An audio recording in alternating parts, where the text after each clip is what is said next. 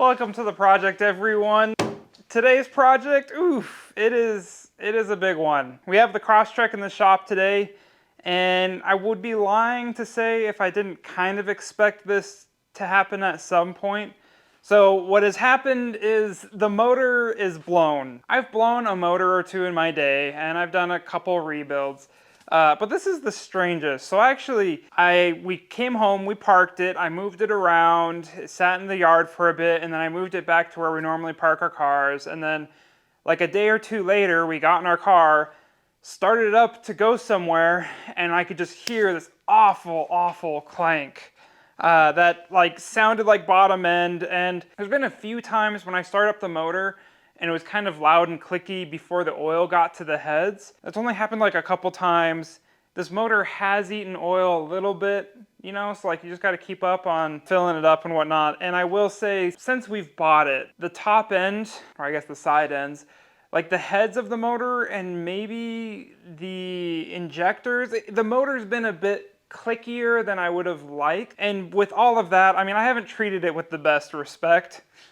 Sorry, I love my Crosstrek, but you know, it's hard. I've done pretty good. So, the motor is blown, we need to pull it out, we need to see what's wrong with it, and we need to fix this thing because this is our family car, and right now we're shoved into our truck, which isn't a ton of fun to try to fit a car seat in. So, we have this in the shop, we have a lot of work ahead of us, and I'm really hoping for this video, we can at least get the motor out and we'll see how far that takes us. I started up one time after this and it was definitely bottom end because I like in my head a few days later, I was like, oh man, was it just oil wasn't getting in there? Started up for like 2 cycles and I was like, whoop, no, okay, yeah, it's totally bottom end. So I hate to do this and you should never do this if it's your own car, but because it's on YouTube and I want you guys to learn and to experience and to be able to hear what it sounds like, I'm gonna start it up again for a little bit. And the reason you don't wanna do this on your own car is because there's probably metal shavings in there. And if you start it up, those metal shavings are gonna go through the entire oil passages, and if they don't get caught by the filter, then that's gonna cause a bunch of issues. It's just, you can make the damage a lot worse. So I might be able to get away with this if I start up for like a second, and then it won't be any more work. I think that's worth it, just so you guys can hear what this sounds like. It's definitely not good. Let's pop the hood, pull the hood off, and then we'll start it up for you for a split second.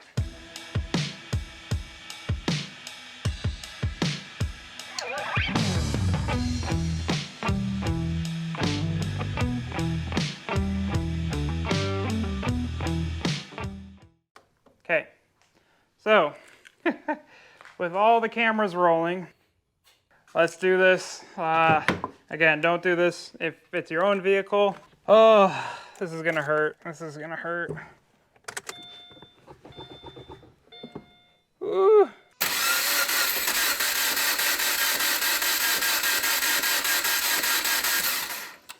Oh, it's not even gonna start. You can hear the clunk. Oh, yeah. Okay.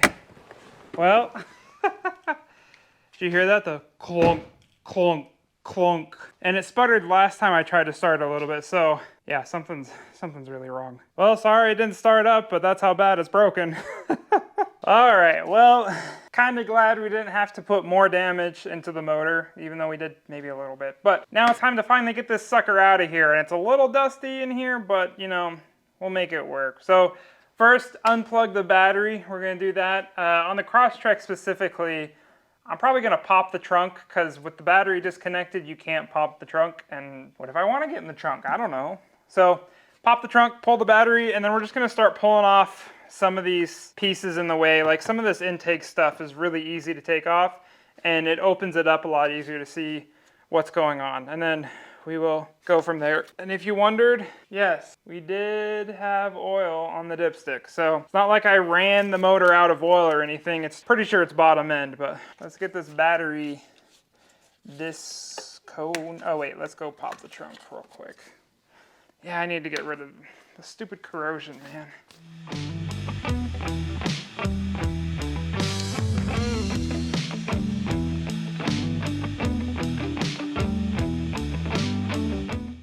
You guys are new to this channel, this is our Crosstrek, me and my wife's, mainly my wife's.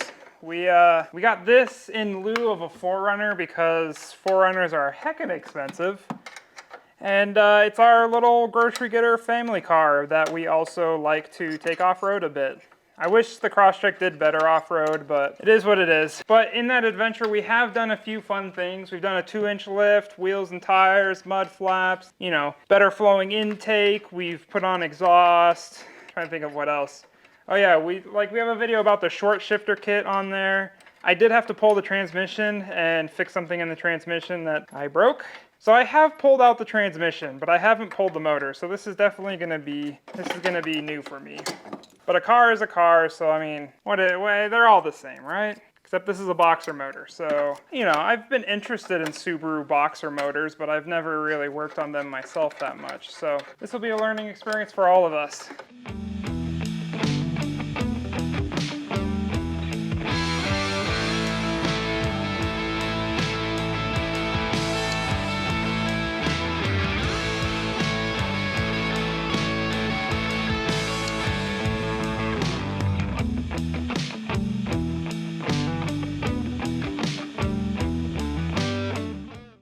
Today the work can start in earnest. So when you're pulling a motor, you can typically just like start disconnecting things, but there are a couple that you need to be careful about. One is the cooling system. You have this big fat hose right here, and there's gonna be one on the bottom. You need to drain the cooling system. Another big one, I don't wanna have to recharge the AC system in here, and so I want to try to leave that all connected so I don't have to discharge it. And typically, if you didn't know, sorry if you do, but your AC compressor sits on the pulley system. So you're looking for like one of the mechanisms on the pulley system that has pretty substantial tubes connected to it.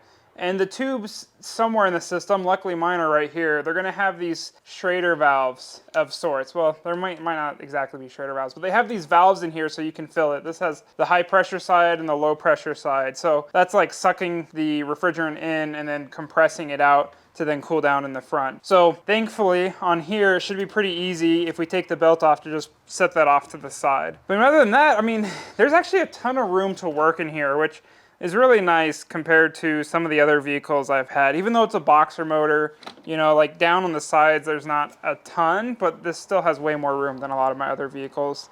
And there's a lot of little miscellaneous stuff I'm probably gonna take off just to get out of the way, but it should be pretty easy. And we've got some time tonight, and I've got my dirty jeans on and my dirty shoes.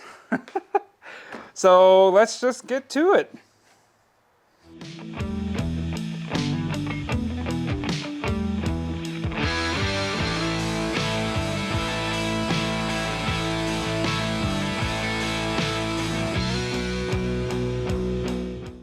One last word of caution, your alternator, which alternators are typically look about the same. I mean, it's also on the belt system. The compressor for the AC has this big old clutch on there. This is no clutch. And then you have these little fins, and you can typically see the copper windings inside. And you have a wire, not hoses, coming off of it. So one other word of caution is with your alternator, notice this cap, it's because the alternator typically has a direct connection just about to the positive terminal on the battery, meaning if you open this up and you touch metal between here and anywhere else, it's gonna arc out. So you gotta be careful. Luckily for us, we've already pulled off our battery, so we can pull this off too. And it looks like it's just a little 12.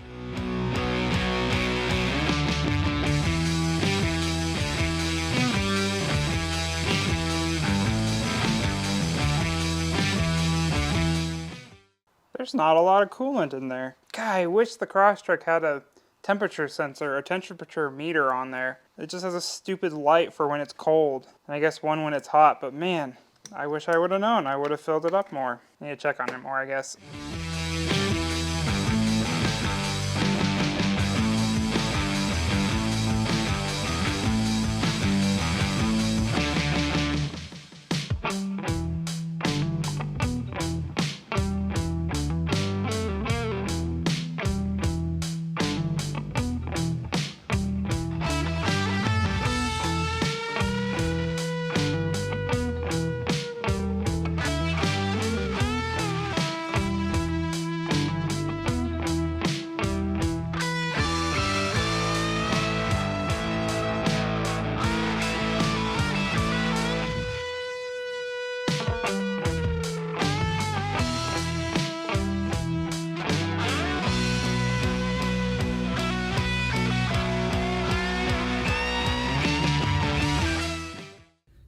So I will say this is the passenger side, and there's this little piece on the bottom of the radiator that I believe is how they want us to drain it.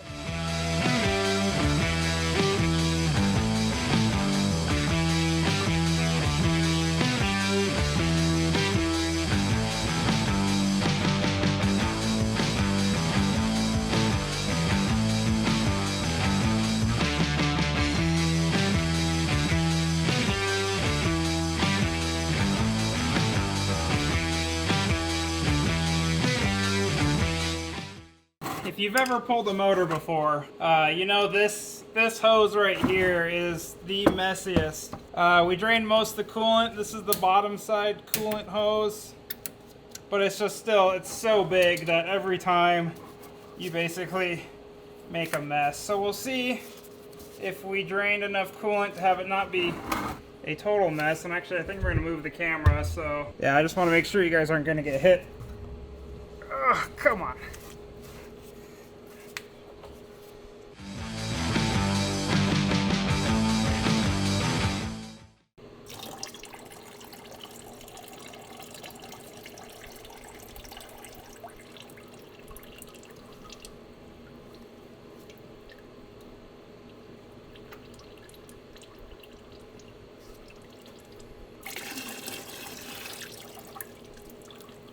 Well, there you go.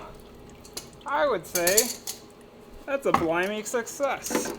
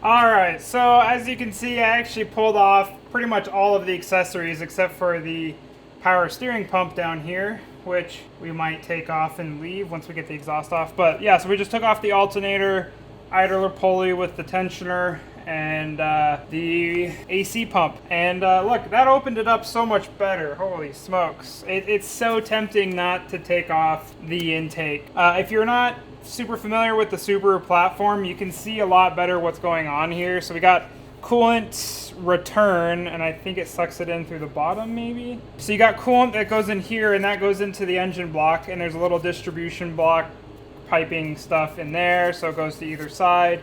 We've got our pistons coming out here. We've got our variable cam timing out here. That's what these plugs and stuff are. Also with like cam position sensor. We got our main crank right here. Power steering down here. Intake. So intake, you know, sucks in over here, goes around the backside, goes through these plastic runners down into there. And then we've got fuel injectors, spark plugs, and then exhaust coming out the back, and they join together right down here. Pretty simple. Honestly, I'm kind of enjoying this. There's a lot of room to work in here, and that just makes it a treat. Trying to think of what would be good to stop at tonight. Honestly, pulling this off might be the step, because it's just kind of in the way.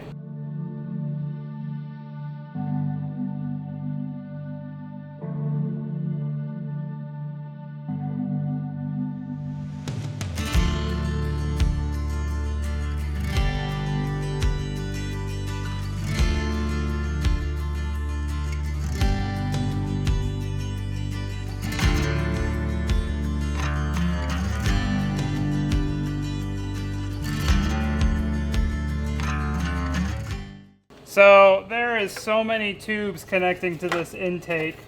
I mean, I think this is straight crankcase with like no filtering. Like, this is just coming from the crankcase. And then there's just all of these different vacuum tubes. Like, that goes to the booster.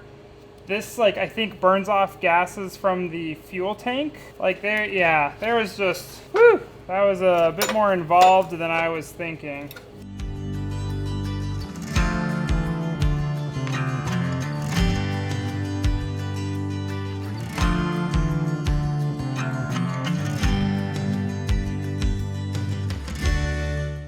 Next step, which is going to be a fun one, is pulling the exhaust. I'm torn between just pulling, like, so I'm going to pull these off.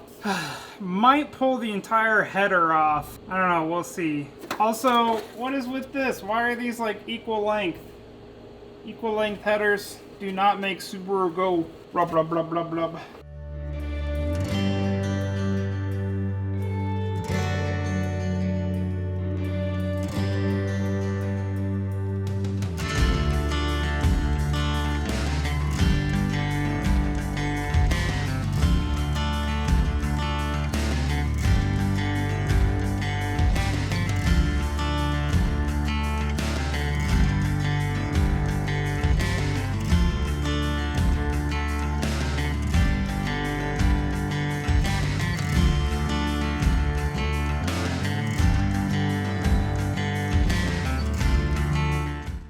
Okay guys, so I loosened the engine mounts right there, right at the end.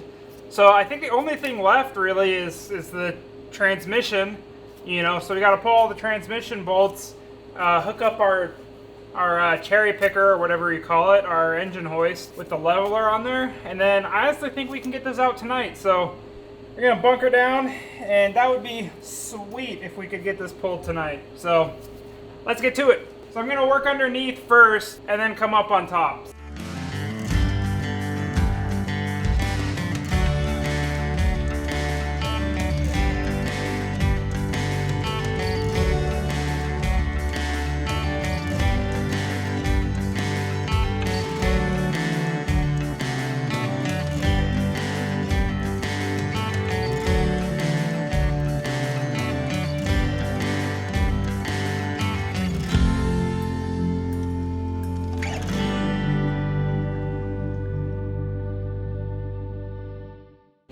Okay, so as you can see, we do have some separation there. I have which means I have all the bolts out. Granted, I probably should have hooked up the balancer and whatnot up on here. So let's do that now, and then we can get the cherry picker up in here and get this yanked out. How about that?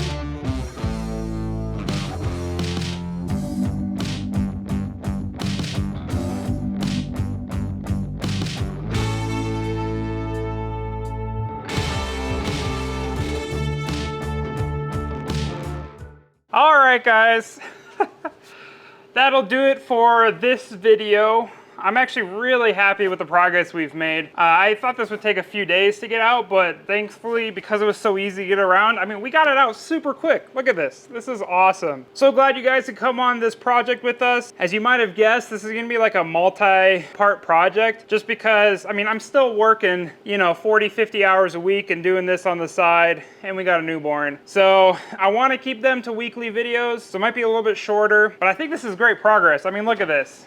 And now I can finally take one of my iconic photos. If you've noticed my YouTube banner, it's me inside of my, well, comment down below if you know what car I'm inside of in that banner photo. But look at this, it's out. By the way, if you didn't know, the Crosstrek, at least this is a 2013, has the FB20 motor in it. And if you guys have any suggestions, because if all y'all know, the Crosstrek is terrible on power. And if we're gonna rebuild the motor or get a whole new short block or whatever we have to do once we figure it out, you know, if we're going this far, I'd rather, you know, maybe spend a little bit more and actually add to the power on this. I mean, I don't know, I don't have the fabrication tools or knowledge to do like a turbo setup yet, but you know, I'm interested to see your guys' comments and to see what you guys think. I know not a lot of people, everyone who wants to do like a motor swap will just say, oh, go to a different platform if you want to do it. But maybe if you guys have some other ideas on how to get a bit more power or anything, comment down below. I'll be looking at all of them. Last note, when I pulled this out, I was like, oh wait, I didn't do anything about the power steering, and I was worried if I pulled some lines. Turns out I was wrong. I think this thing has electric assisted power steering. So no hydraulics, just straight up, you know, an electric motor down there, like a side-by-side. And that's not the power steering pump, that's the water pump on the front. So that totally blew my mind, and now that it's opened up, I can definitely see the wires right here for the motor going down into there. And I don't know, I thought that's kind of cool. So now you could just do ignition on and then probably still have power steering. That's pretty sweet. So yeah, we did it, guys. So glad you could be here. Hope you guys hit the subscribe button so we can see you on the next part of this project and we can fix this little motor together. But until then, I hope you guys have a great day. Links are down in the description for some of the different tools I used and whatnot. And that really helps out the channel if you use those. Hope you guys have a great day, and we'll see you. Bye.